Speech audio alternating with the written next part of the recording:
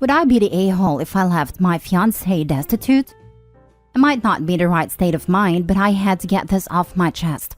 2 days ago, I came back from basketball a little early.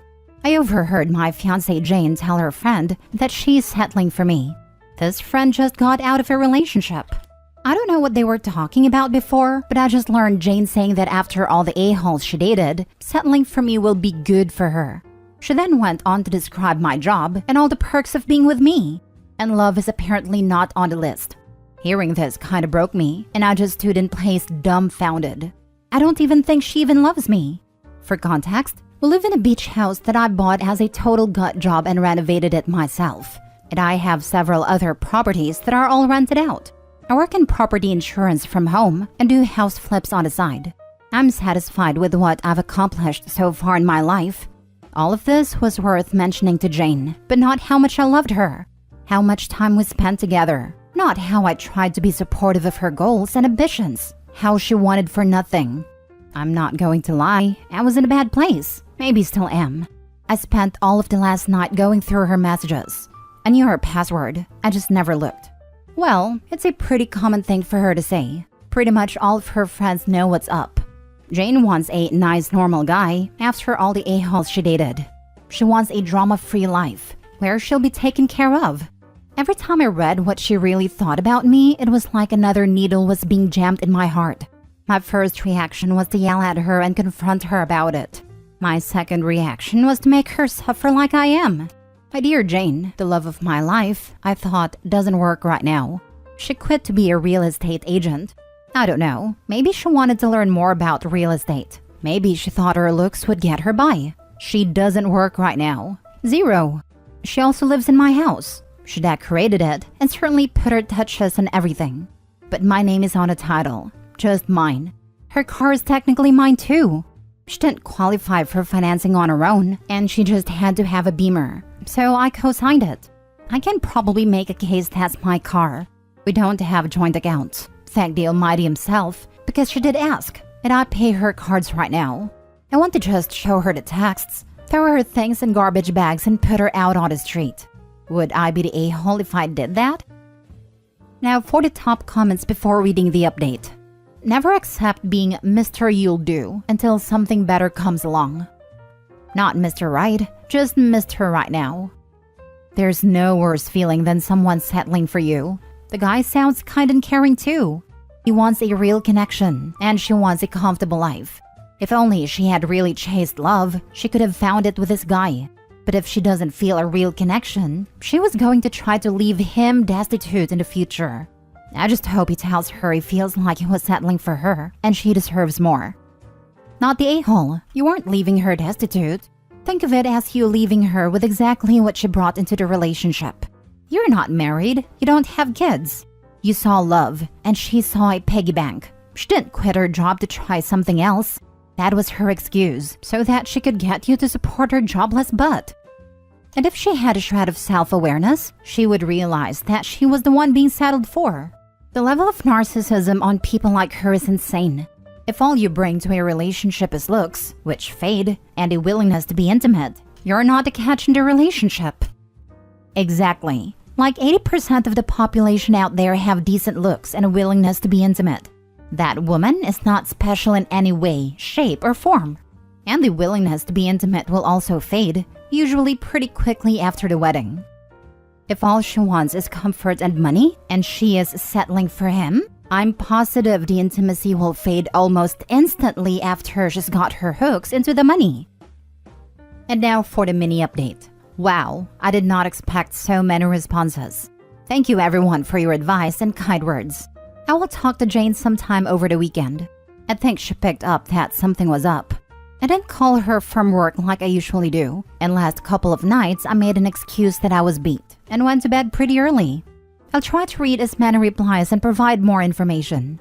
But I wanted to clarify a couple of things. Regardless of how crappy I feel, I didn't like people calling Jane nasty names. It's partly my fault. I didn't give enough detail. Before quitting, she had a decent enough job. She's not good at managing money at all, but she would buy stuff for the house or gifts for me on special occasions. I never thought of her as a gold digger. She talked to me about quitting and trying to be a real estate agent. She told me she liked the freedom of the profession, and I tried to be supportive. Secondly, I don't think I misunderstood her meaning. Maybe she didn't mean it as a negative, but the messages were crystal clear. She settled for me. Next story. Am I the a-hole for breaking up with my pregnant girlfriend because I don't want to be a father? I, 25 male, had been with my now ex, 23 female, for a little over 3 months. I always made sure we used lots of precautions when being intimate. She was on birth control, and I always used rubbers. I wanted to avoid a child. I have known for a long time that I do not want children. I find them annoying, and they would severely limit my ability to do things I enjoy. Traveling, outdoor stuff, etc. And fortunately for me, my ex didn't have her period when she was supposed to. And it turns out she's now pregnant. She came to me and told me she was pregnant. The first thing I did was suggest an abortion. We don't live in a state where it's legal, so I offered to pay for her flight and hotel and told her I'd be happy to come with her to get it done.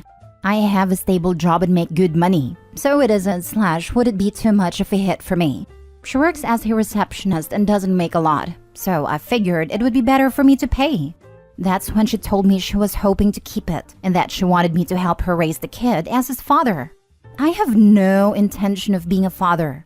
Beyond just my dislike of children, I'm not ready for that. I made it very clear that I didn't want the baby, but she kept insisting that I'd have a change of heart once it's born and to just try it out.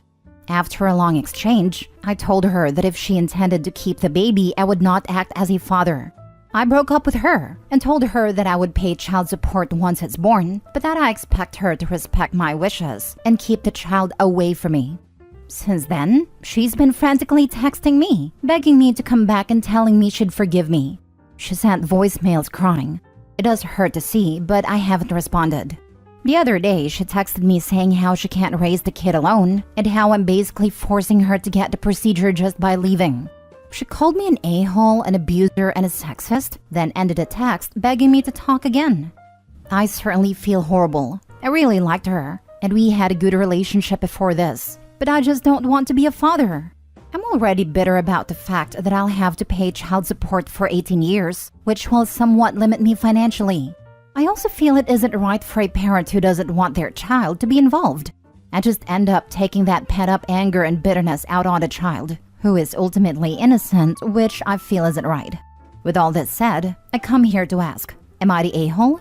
I certainly feel like one, but I also stand by what I did. Not the a-hole. All of the moral issues aside, my man, before any name goes down on any birth certificate and money starts to flow, insists on a DNA test. Yeah, this is suspicious for her to get pregnant in the first 3 months while using protection, and then immediately wanting to raise a child with this man you barely know. I got pregnant with my first kid the very first time I ever been intimate. Boyfriend and I barely knew each other, to be honest. We'd been dating about a month. We decided to try to make it work, and we will be celebrating 20 years together next year. It can be difficult to get pregnant, but it can also be very, very quick and easy. Not the a-hole. A 3-month relationship and you used protection. Are you even sure she is pregnant? Get a DNA test before paying any child support. You will need to talk to a family lawyer to sign away your rights and just pay support. This is possible. I knew a woman who said she was pregnant and then got pregnant because they quit using protection. It's a manipulative trap, and my man needs a DNA test. If she claims she aborts it, I bet she's lying and was lying the whole time. Happened to my buddy when we were 19. Ex gives him the "I'm pregnant, we need to get back together, yada yada." She keeps berating him that he needs to tell his parents for a week or so when she hadn't told hers. He tells his parents, and the next day, oops, I had a miscarriage. Yeah, okay. Get a vasectomy. Not the a-hole. However, it sounds like she's going to be a nightmare to deal with for the rest of your life. I was reading this thinking, why not just get a vasectomy? No one form of birth control is 100%, not even when coupled with another form. His precautions didn't go far enough. Clarifying edits. On the topic of a vasectomy, I tried. I met with a doctor last year and asked about getting one, but he refused and said every doctor he knows won't do it until you're at least 30. It's a conservative state, and while I dislike the politics, I was born and raised here, so I'm still attached to the state and have never felt the urge to leave.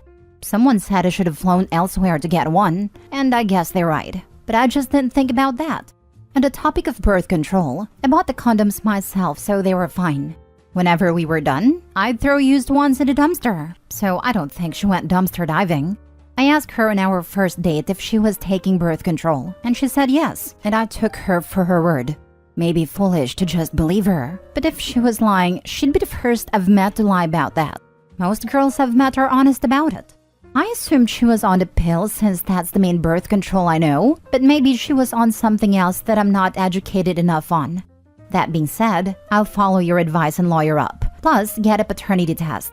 I don't know how long that will take, but whenever I get it done, I'll update here with results. Thank you for your judgments. I've been away for a bit, but I'm catching up and trying to read what I can. I'll be checking back periodically and replying to some people. All further feedback is appreciated. Last story. Am I the a-hole for suggesting calling off the wedding because she thinks the prenup isn't fair? My girlfriend, 26 female, and myself, male 24, have just found out that she's pregnant.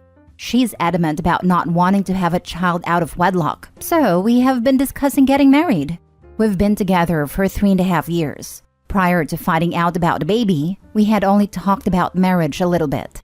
I know she wants to get married badly, but I'm kind of on the otherwise of the fence. I'm not 100% against it, but definitely not eager/desperate to get married for multiple reasons.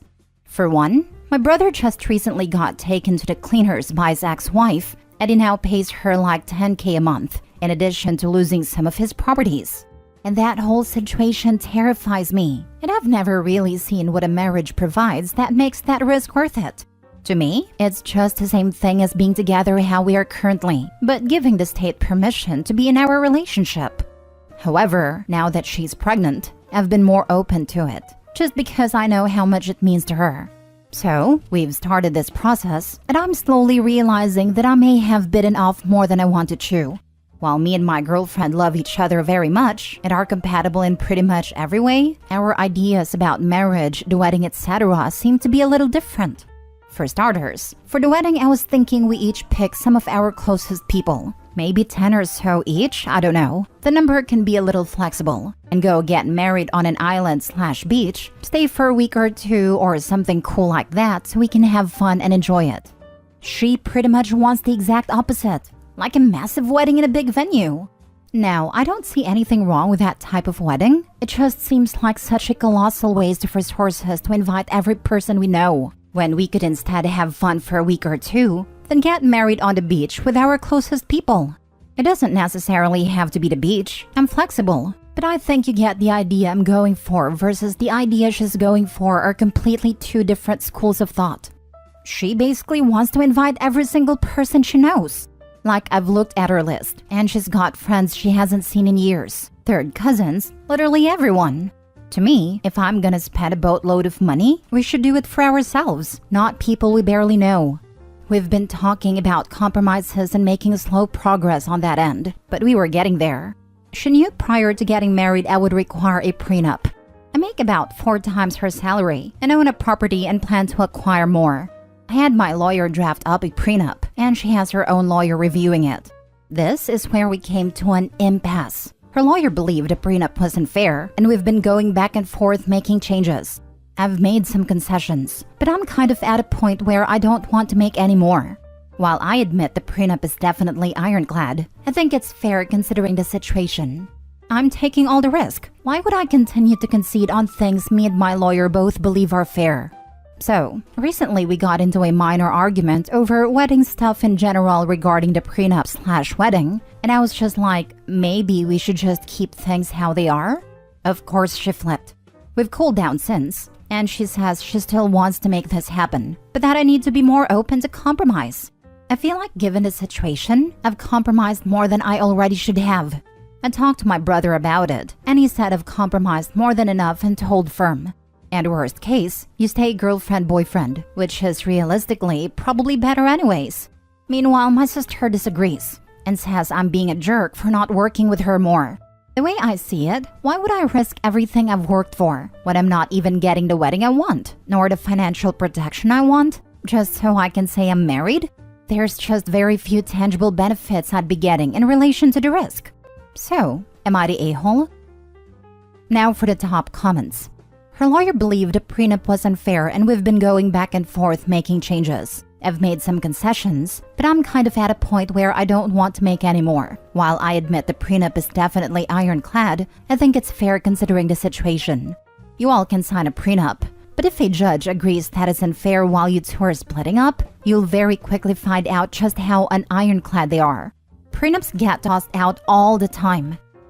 And a prenup has no bearing on child support, as the court will rule that the child is not a party to it. It's impossible to say who's the a-hole without information on the prenup and relationship dynamic. A good prenup should protect the interests of both parties. This is what's baffling me. The girlfriend didn't balk at the concept of a prenup. Her lawyer thought what was presented was not fair to the girlfriend. That's her lawyer's job. If a contract is unfair, the lawyer should advise to renegotiate. Especially since she can't contest a prenup during the divorce, any judge could decide it was bad and throw it out, like any other contract. Another issue giving me pause is OP's attitude that he's the only one that stands to lose anything. This woman can lose her life giving birth. She can lose her career caring for a baby. Women are the default parent more often than not. It's more than money. Skip the marriage and go for healthy co-parenting. Nope. I'm not having a baby by no man who isn't willing to marry me, and you shouldn't be giving that type of advice. Anything can happen to OP, and if he drops dead and they're not married, she's gonna be down on her luck. I've seen that happen to way too many women. They've been with a man years and years, and the man dies, and the woman gets screwed over by the family. And she doesn't have much ground to stand on because she's not married to him, so therefore she's not next of kin. Same thing if OP lands in coma. No, just no. I'm not having a baby to someone I'm a legal stranger to. Well, unfortunately, it seems like she's already at that point. Either she compromises on what OP wants regarding the marriage, or she aborts, or she stays unmarried. She can't force him to marry her.